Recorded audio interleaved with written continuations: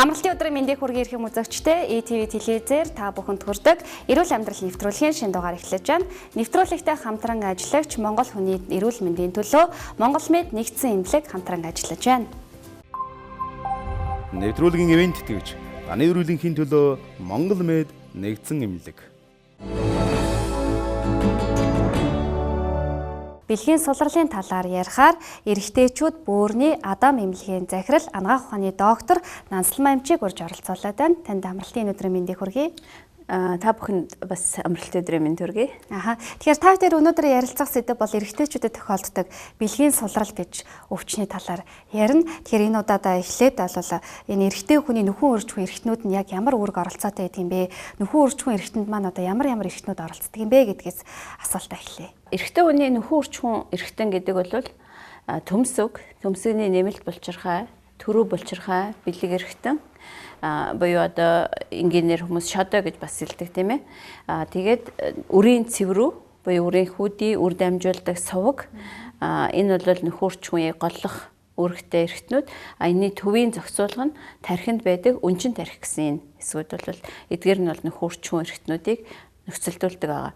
Тэгэхээр тестостерон гэдэг эр бэлгийн даавар хамгийн гол нөхөрчүүд бол маш чухал үүрэгтэй даавар. Даавар гэдэг нь бол хүний нүдэнд одоо харагддаггүй цуснд ялгардаг бодисыг хэлдэг. Тэгэхээр тестостерон гэдэг даавар эрэгтэй хүний төмсгнөөс ялгардаг. Энэ зөвхөн нөхөн өрчгүүд одоо чухал үүрэгтэйдүүдийг маш олон одоо үүрэг гүйцэтгэдэг. Тийм. Тэгэхээр энэ оролцоо нь жишээ нь булчингийн масс эрэгтэй хүний одоо эмэгтэй хүнээс ялгаатай булчинлаг байх. За дээрэс нь эрэгтэй хүний үс сахлын ургалт ямар байх вэ? Шүү дээрээс нэр хүний одоо нөгөө бүдүүн баргил хоолой гэж ярьдаг тийм ээ. Бүдүүн хоолой тестостероны нөлөөтэй. За мөн дээрээс нь тослогийн булчирхай бол энэ тестостероны бас хамааралтай байдаг. За ясны одоо эсийн одоо нөхөн төлжилт бас тестостеронтой холбоотой. Улаан эсийн үүсэлт бас холбоотой. За тэгээд энэ дээрээс нь тархинд одоо зан төлөвийн буюу ой тогтоолтонд бол бас ялангуяа анхаарал ой тогтоолт одоо бас тестостероны хамааралтай байдаг. Тийм. Танай эмнэлэг бол эрэгтэйчүүдэд одоо үйлчлдэг эмнэлэг байгаа. Тэгэхээр энэ талаараа бол бас маш онцлогтой гэж хэлж болно. Ялангуяа эрэгтэйчүүдийн асуудал дээр зөвлөгөө мэдээлэл хүрэхээс гадна бөөрийн өвчлөлгээд бас энэ чиглэлээр мэрэгшсэн эмнэлэг байгаа. Тэгэхээр танад хандж байгаа хүмүүсийн дийлэх тохиолдолд одоо эрэгтэйчүүдэд маань ямар өвчлөл эмгэг голчлон тохиолдож байгаа вэ? Тэгэхээр нөгөө эрэгтэйчүүд хэдэн насны хүн хандж ийн гэдгээсээ болоод асуудлууд нь голцоо өөр байдаг. Залуу одоо 20-30 насны хүмүүст бол голцоо бэлгийн замын халдвар, эсвэл төрөө булчирхааны өрөвсөл. Одоо 30-аас 40 насны ч юм уу дунд насны хүмүүст бол халдвараас гадна ихэнхдээ бэлгийн үйл ажиллагааны ялангуяа хөвчрөлтийн асуудалтай хүмүүс. Одоо ялангуяа их залуу хүмүүс бэлгийн үйл ажиллагааны асуудал маань өөрчлөгдөд байна. Одоо эсвэл хурдан дур тавиад байна гэдэг асуудлаар бас ханддаг. 40-оос дээш наснд болохоор бүр бэлгийн дуршил байхгүй болчлоо. Эсвэл одоо нөгөө төрөө булчирхааны томролтой холбоотой шүн шигээд байна, шээсэн дутуу гараад байна. Эсвэл одоо нөгөө их таргалсантай холбоотой ч юм уу сахарын өвчлөлттэй холбоотой, даралт ихсэх өвчнөд холбоотой бусад эм бэлдэмлийн нөлөөтэй ч юм уу одоо гів гинтхэн миний бэлгийн үйл ажиллагаанд өөрчлөлт орчлоо. Одоо энэ яагаад гэдгээ мэдэхгүй байна ч гэдэг юм уу те ийм олон шалтгаануудаар бол ханддаг. Нас ахад ирсэн хүмүүс ялангуяа 60-аас дээш насны хүмүүс төрөө булчирхааны томролт, хортой болон хоргүй хавдрын талаар ханддаг. Зүгээр бага насны хүүгүүдэд бол ялангуяа нөгөө няраа юм уу эсвэл одоо цэцэрлэгийн насны хүүхдүүдэд төмсгөнд буусан буугаагүй эсвэл одоо шодон өрөвсөл те одоо шээсний сүвний өрөвсөл ч юм уу ойрхон шээх, орондоо шээх гэсэн юм асуудлуудаар хүүгүүдийн асуудал бол голцоо ханддаг. Өнөөдөр эрэгтэйчүүдэд зориулаад бэлгийн сулрал гэдэг сэдвийн талаар ярилцсан. Ер нь яг энэ бэлгийн сулрал гэж юуг хэлээд байгаа юм болоо? За яг бэлгийн сулрал гэдэг нэр томьёоноос бол албан ёсоор 2002 оноос хойш мэргэжлийн нийгэмлэгүүд бол татгалзаж байгаа. Яг тэгэхээр бэлгийн сулрал гэдэг нь тухайн үнийг бол одоо их үнэлэмжийг нь доош нь оруулсан тухайн хэлэхэд ч хүртэл их эвгүй импотенц гэж хуучин ярьдаг байсан л да. Тэгэхээр одоо бол энийг шодон хөвчрөлтийн алдагдал гэж бол ярьдаг. Erectile dysfunction буюу эрекц гэдэг нь хөвчрөх гэсэн үг, dysfunction буюу хөвчрөх үйл ажиллагааны алдагдал. Тэгэхээр энэ ямар эмгэг хэлдэг вэ гэхээр шодоо хөвчөрсөн үедээ тухайн хүн бэлгийн харьцаанд ороход хангалтгүй. одоо эсвэл одоо хангалттай хөвчөрсөн ч гэсэн сэтгэл ханамжтай бэлгийн харьцааг дуусгах чадваргүй байгаа. Энэ одоо ойлголтыг цогцоор нь хөвчрөлтийн үйл ажиллагааны алдагдал гэж хэлдэг. Тэгэхээр энэ дотор маш өргөн ойлголт ордог. Хөвчрөх одоо боломжгүй буюу өглөөний хөвчрөл алга болох. Эсвэл хөвчөрсөн үедээ хангалттай хатуурч хөвчрөхгүй байх. Эсвэл үрийн шингэн одоо маш түргэн ялгарах. Эсвэл үрийн шингэн гадагшлаагүй байхад хөвчөрсөн шодоо одоо буух гэсэн ийм асуудлууд бол бүгд ордог. Зөв. Тэгэхээр таны саяны хэлсэн энэ эдгээр шинж тэмдгүүдээр одоо өөрийгөө бэлгийн сулралд орсон байж болцгүй байна гэдгээ мэдэх боломжтой гэсэн үг. Өөр нь ямар шинж тэмдгүүд гэдэг юм бол? За тэгэхээр энэ нөгөө наснаас хамаарат ямар шалтгаантай хөвчрөлтийн өөрчлөлт байна гэдгээс бас хамаарна тий. Жишээ нь залуу хүмүүст ялангуяа одоо 35-аас доош насны хүмүүст бол органик буюу одоо бие махбодын шалтгаангүй сэтгцийн шалтгаантай ихэнхдээ үүссэн байдаг. Стресс ядаргаанаас гадна тархинд үүссэн тийм айдас үүсчдэг. Тэгэхээр бүхэл эрэгтэй хүнд амьдралынхаа туршид одоо шодоо хөвчөрсөн байжгаад одоо амжилтгүй болох юм бол хүн болгонд тохиолддог зүйл. Тэгэхээр тухайн үед одоо тухайн хүн ядарсан эсвэл сэтгэл зүйн хувьд ч гэдэг нь стресстэй байсан, нойр муутай байсан гэдгээс болоод нэг удаагийн бүтлгүй байдал үүслээ гэхэд тэрийгэ тухайн хүн дараагийн удаадаа дахиж бодоод одоо би дараагийн удаадаа амжилттай байх хэрэгтэй, илүү сайн байх хэрэгтэй гэдэг ийм сэтгэл зүйн өөрийгөө ийм байдалд албадмал байдалд оруулах. Хүмүүс шодоо хөвчрөх гэдэг ойлголтыг ер нь бол их янз буруу ойлгодог л доо. Энэ шодоо гэдэг бол булчинлаг эрэхтэй юм байна. Тэгээ булчин ингээд хатуурдаг гэж ойлгодог.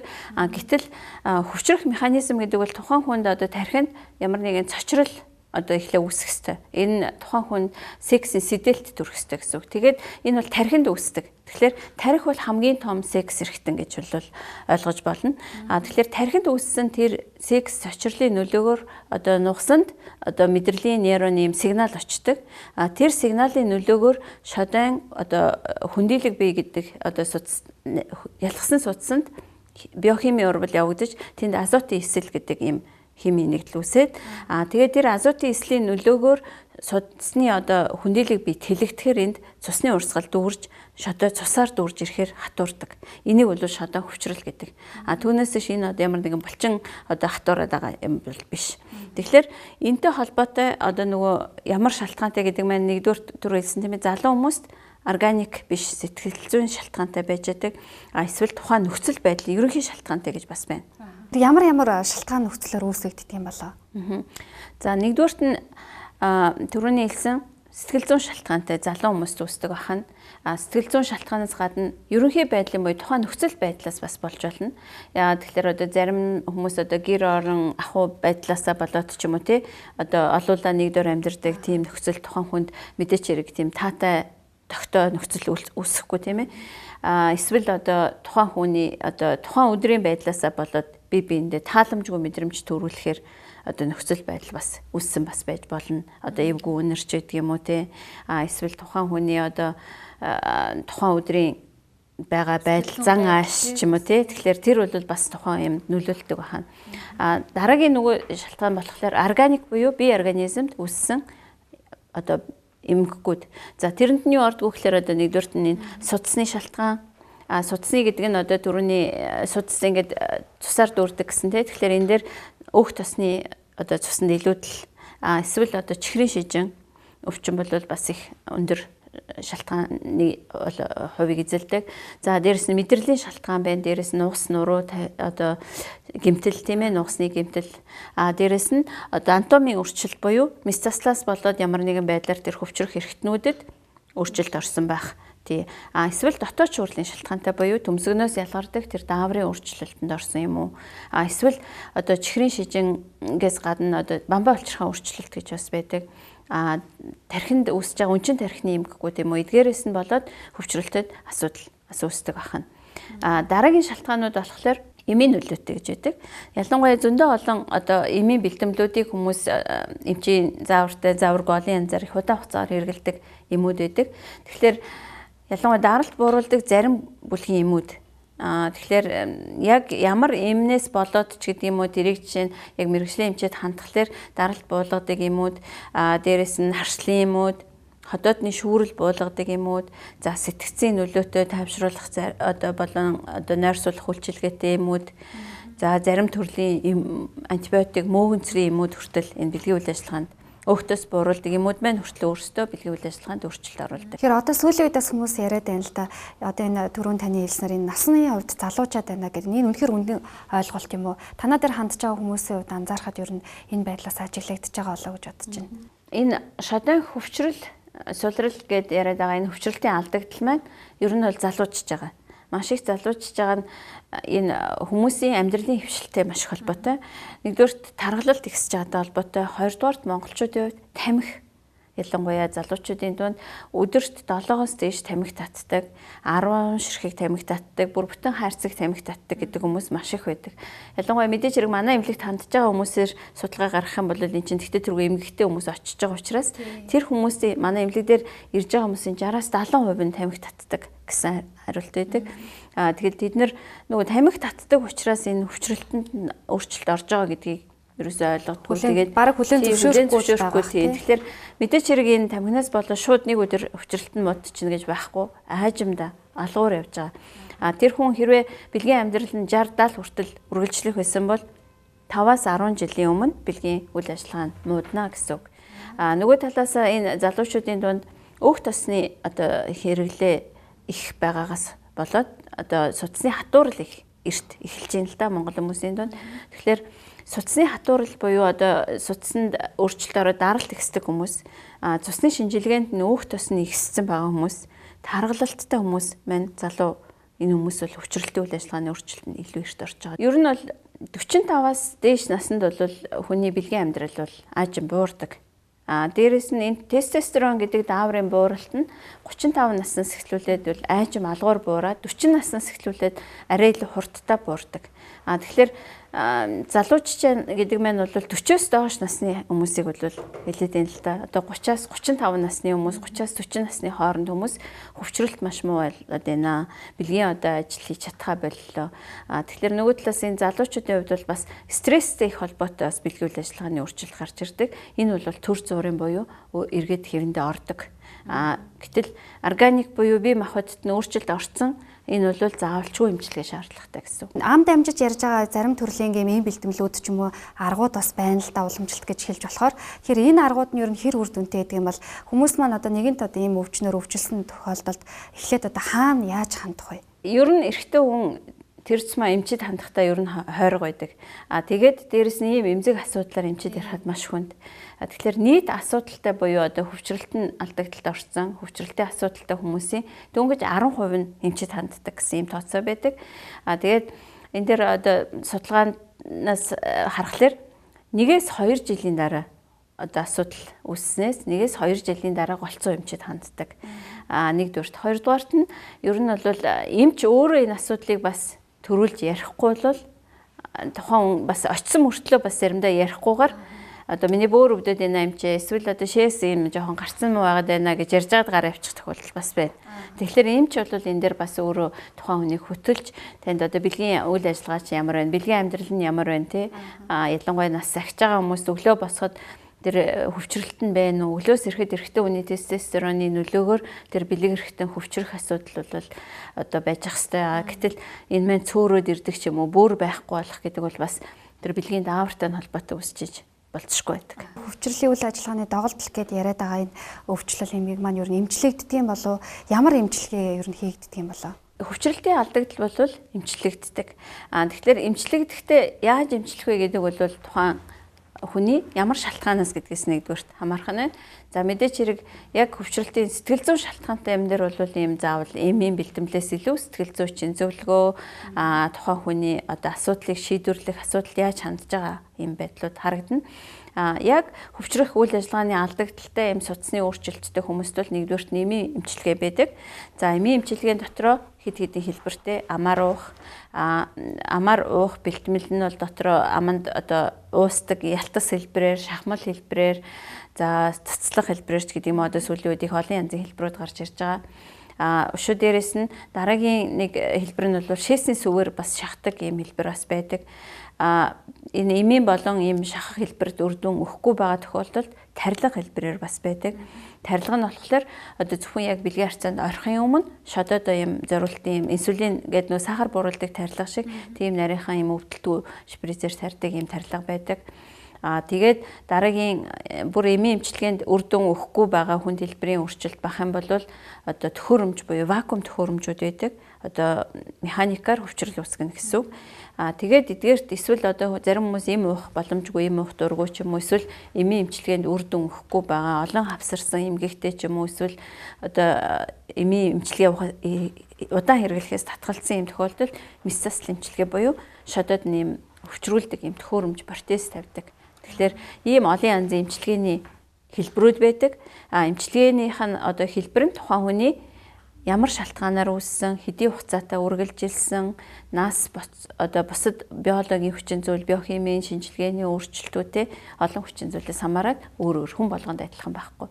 Тэгэхээр манай нэвтрүүлэгт бол эрэгтэйчүүд бөөрийн Адам эмнэлгийн эмч одоо анагаах ухааны доктор эмч маань оролцож байгаа. Тэгэхээр нэвтрүүлгийг маань үзээд магадгүй танай эмнэлгийг зорж очих байгаа үйлчлүүлэгч байгаа. Тэгэхээр танай эмнэлгийн хувьд жишээлбэл үйлчлүүлэгч байгаа нууцыг хэр хадгалдаг вэ? Танад хандаад ирсэн нөхцөлд одоо яг ямар үйлчлэгийг одоо амлаж чадах вэ? Дээрээс нь цаг авч үйлчлүүлдэг болов? Эрэгтэйчүүд маань та түрүүн хэллээ шүү дээ, нэг үүдэнд очрол цугаад үзүүлэхээсээ бас санаа зовдгоо гэдэг чинь. Тэгэхээр энэ тал дээр танай эмнэлэг хэрхэн анхаардаг вэ?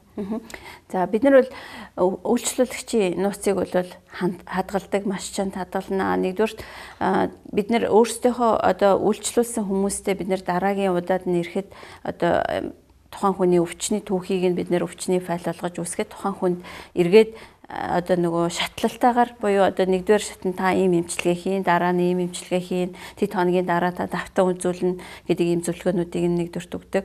Хоёрдугаарт нь цаг авч үйлчлүүлж болно. Яг зөвхөн зарим хүмүүс бол одоо нөгөө өөрсдөө цав зайг хараад цаг авалгүйгээр шууд одоо ачаал багтаа үед бол шууд ирээд үйлчлүүлдэг байгаа. Манай эмнэлгийн утас 70 15 95 96 гэсэн утас байдаг. Энэ 70 15 95 96 гэсэн утасаар урьдчилж цаг аваад үйлчлүүлж болно. Нөгөө талаасаа ер нь бол одоо яаралтай бас гардаг л да, цаг авахгүйгээр ч хүмүүс бас одоо ирээд үйлчлүүлэх бас байдаг.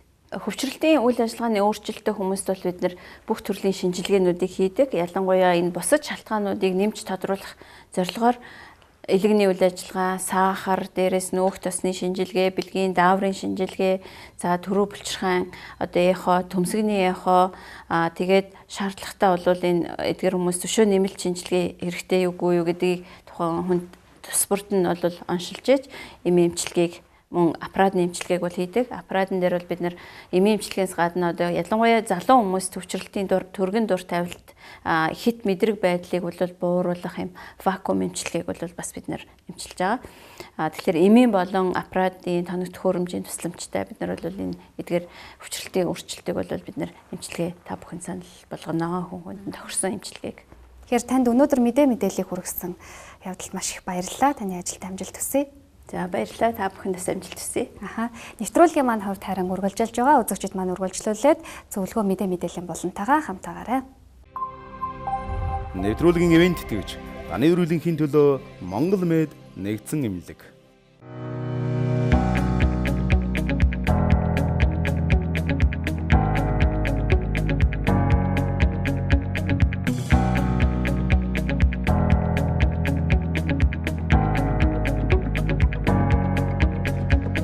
Эрүүл Монгол хүний төлөө Монгол Мед нэгдсэн эмнэлэг. Арга барилгын дэргэдэх Dream хөтлөгч жүжигчний сургалт үе таалгаан нийлээ. Эцэгчүүд та бүхэн хүүхдийнхээ чөлөөт цагийг зөв боловсон өнгөрөөж хүсэл сонирхлыг нь дэмжиж байгаа бол манай сургалтын төвийг зориорой. Би дэдүүч болохыг хүсдэг. Энэ мөрөөдлөө биелүүлэхийн тулд би Dream сургалтын төвд суралцж байгаа. Сайн байцгаана уу? Наа Бигэр гэдэг. Би энэ сургалтын төвийг зорж ирсэн. Шалтгаан нь хил ярианы зөв хөвштэй болох, өөрийгөө бусдад зөв илэрхийлэх, мөн илтгэх урлагаа дэвшлүүлэх, кино тоглох мөрөөдөлт учраас жүжиглэх авьяасаа нэм хөгжүүлэхээр энэ сургалтын төвийг зорин ирсэн. Мөрөөдөлд өнч хүүхд авчид та бүхнийг манай сургалтын төв хүлээж байна. Холбоо барих хуудас 8860 52. Танайх нүүрс төлдөг, манайх бабрын шиг төлдөг цаг өнгөрсөн. Манайх шалны халаал тавьсан. Ороод ир наашаа. Цооц. Өтлөг орж байгаа манайх сэрүүхэн. Шалны халаалтыг үздэй. Тэгсэн ч гэсэн сэрүүхээ. Хойло манад орох уу? Би хулагт болчих. Үгүй чи олны мэдгээр нь минь зам дээрээ тавиулахгүй. Монгол орны цагийн газар зориулсан захиалга хийж байгаа. Мэргэжлийн инженерүүд нь суурьдуулаад өгч байгаа. Мэргэжлийн байгууллагын зөвшөөрлөлтөд боддоо эрсдлийн даатгалтай эрчим хүчний хэмнэлттэй. Байгалийн эколого үр хөвгтийн эрүүл мэндийг болсон ч гэсэн чанартай шалтгаан ялгалтын дээр юм байна. Минь цаа.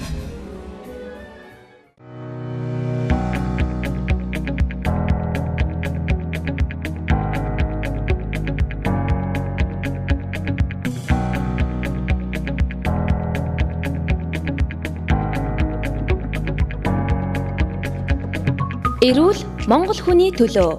Монгол Мед нэгдсэн эмнэлэг. Танайх нүүрс төлдөг, манайх бамбрын шиг төлдөг цаг өнгөрсөн. Манайх шалны хадал тавьсан. Ороод ир наашаа. Цаац. Өтгөх орж байгаа манайх сэрүүхэн. Шалны хадалтай үздэй. Тэгсэн ч гэсэн сэрүүхээ. Хойло манад орох уу? Би хулигт болчих. Үгүй чи олны мэдгээр минь зандихыг тавиулахгүй. Монгол орны цагийн газар зориулсан захиалга хийж байгаа. Мэргэжлийн инженерүүд нь суурьдуулаад өгч байгаа.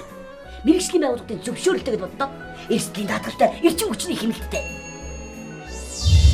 Байгалийн эколого үр хөвгтийн эрүүл мэндийг болсон ч гэсэн чанартай шалтгаан ялгалтын дээр юм байна. Минь цаа. Арга барилгын дэргэдэх Dream хөтлөгч жүжигчний сургалт үе таалгаан нийлээ.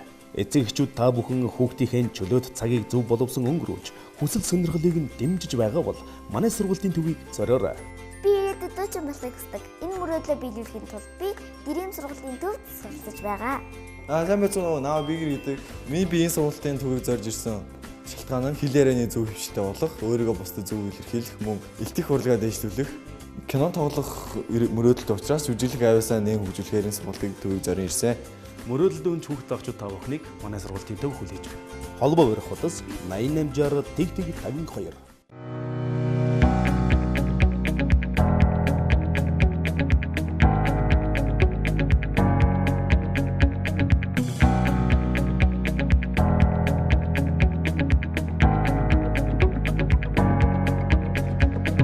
Эрүүл Монгол хүний төлөө. Монгол Мед нэгдсэн эмнэлэг.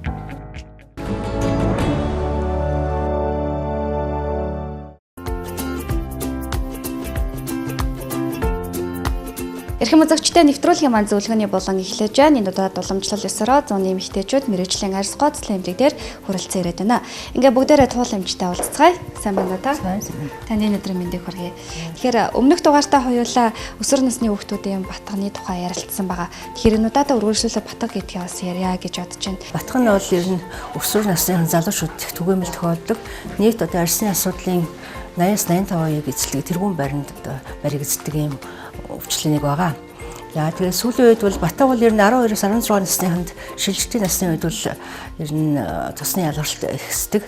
Гэтэл одоо сүүлийн үед одоо хүүхдүүдийн өсвөр насныхны бие организмын хөгжлийн акселераци буюу одоо хурдц төрөсөнтэй холбоотойгоор ер нь амьдрал практик дээр харж байхад ер нь 10 нас эхлээл охтуудад хамрын үзүүр уулзаар ингээ хар батг эхлэн үзэгдэж байгаа. Шимэгч орхон маань шүү дээ. Арьсны уургийн бүтцийг эвддэг байхгүй юу? Арьсны уургийн бүтцийг эвдэнэ гэдэг маань амьд одоо эсийг хөнөөж ийн гэсэн үг. Хөнөөгөө дотроос нь өрсүүлээд дээр нь арьсны гадна байдлыг одоо үзмж их муутгадаг. Тэгээд тэр шимэгч орхон маань бидний арьсны бүр гүнд тэр тосны булчирхай гэж байдаг. Тосны булчирхай дээр нь бидний өсний уг маань арьсныхаа бүр гүнд байрлдаг. Тэр өсний уг маань гадуур аян уутансартай. Тэнд очиж байрлаж шимт хичээлээ авч оршиж амьдарч идэг юм учиртай. Тэр ийм батг бол их түгээмэл байна.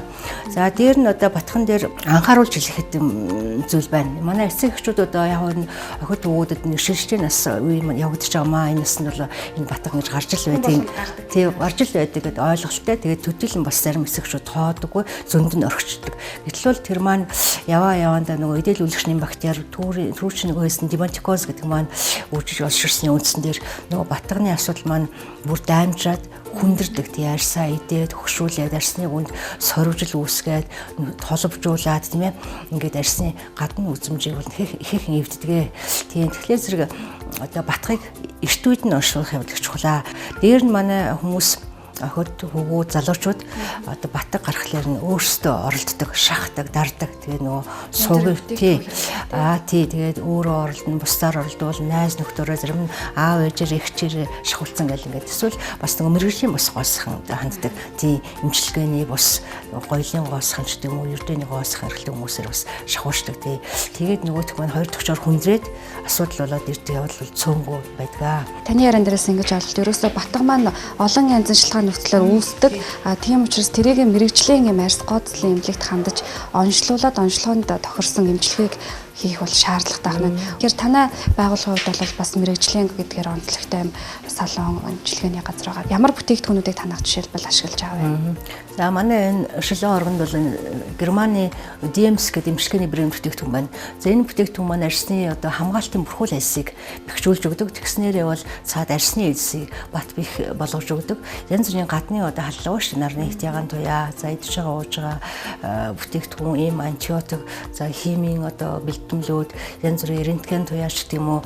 Эдгээрийн нөлөөндор арьс маань гэмтэж, эсийн түвшинд гэмтэж, эдсийн тоо сөөрч түүнээсээ одоо арьсны үйл ажиллагаанд алдагдал үүсгэлтэй. Тийм учраас манайх бол одоо энэ бүтээгдэхүүнүүдийг оруулж даруй одоо 7-8 жилийн өмнө үржиж байна. Энд бол энэ бүтээгдэхүүн маань 100% органик химийн холцны арилга байхгүй. Тий арьсны гүнд 100% шингэдэг орчин үеийн дэвшилтэд нано технологиор үйлдвэрлэгдсэн. Нано технологи гэдэг маань одоо ер нь бол да арьсны тосны бүтцийн үед бол нэгэн жигдэн жижигхэн их тийм бүтцтэй учраас арьсны өнгөө өөрсдийн бүх үе давхаргуудыг дамжин нэвтэрч арьсны гүнд очиж үйлчлдэг хамгаалтын мембраныг бэхжүүлдэг, эмчилдэг, эрүүлжүүлдэг юм бүтээгдэхүүн байгаа. Барьчлаад ийм их олон батган зориулсан бүтээгдэхүүнүүдийг арьсны төрөл байдал, арьсны асуудалтай тохируулаад батгтай арьсанд гэрийн арчилгаанд хэрэглэж өгвөл эмчилгээний чанар байдалд их ахистай байна. Зөвхөн одоо энд бол одоо тухайн хүмүүс нэг цаг үйлчлэгэнд орж байгаа шүү дээ. Тэгэхээр ихэнх цаг маань тухайн хүний гэр орон хичээл танхим ингээд өнгөрч байгаа учраас оройд өглөөд хоёрс байнгын одоо тогтмол ажиллагаа хийгдэж арьс маань эрүүлж ирнэ. Тэр нь хоол унд зөв амьдралын хэм маягаа одоо зөв явуулж сурахад манай залуучууд их чухал байна да.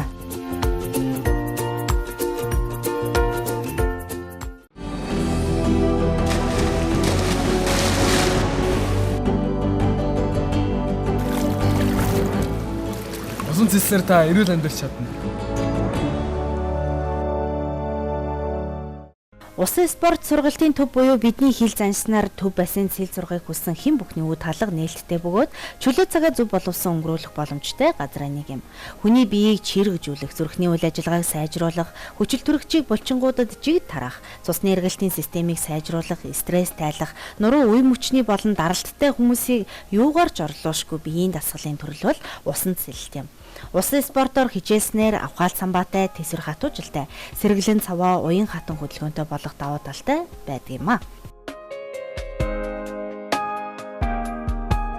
Усан спорт бол нийтийн биед амьдралдаа ер нь тий. За одоо монголчууд нэг үе бодвол бас юмыг ойлгодог болчиход байна. Усан спорт хамгийн гол нь зүрхний одоо энэ уушгины үйл ажиллагааг маш сайн дэмжиж өгдөг.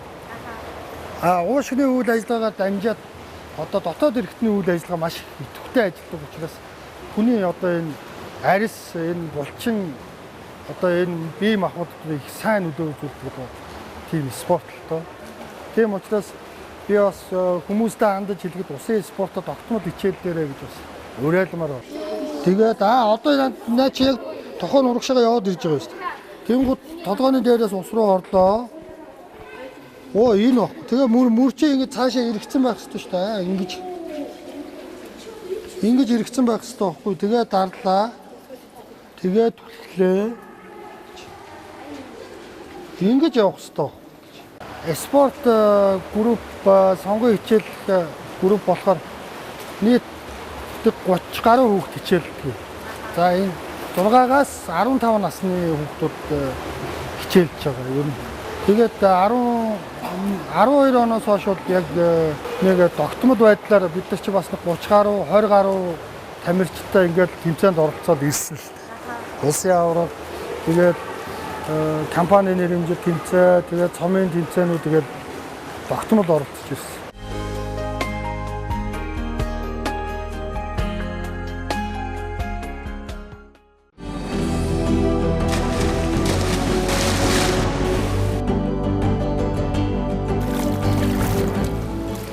Усан цэслэр та эрүүл амьдарч чадна. Та бидний өнөөдөр эрүүл мэндэд оруулсан хөрөнгө оруулалт ирээдүйн амьдралын баталгаа мөн амжилтын их үндэс суурьах болно. Таны эрүүл мэндийн төлөө Монгол Мэд нэгдсэн эмнэлэг нэвтрүүлэгтэй хамтран ажиллаж яваад болоход таатай байна. Нэвтрүүлгийн ивент тэтгэгч таны эрүүлэнхийн төлөө Монгол Мэд нэгдсэн эмнэлэг. Эрүүл амьдрал нэвтрүүлгийн удаагийн дугаар маань харин түрээд өндөрлөж байна. Эх 7 хоногийн амралтын өдрүүдээр иргэн уулзлаа. Түр баяртай.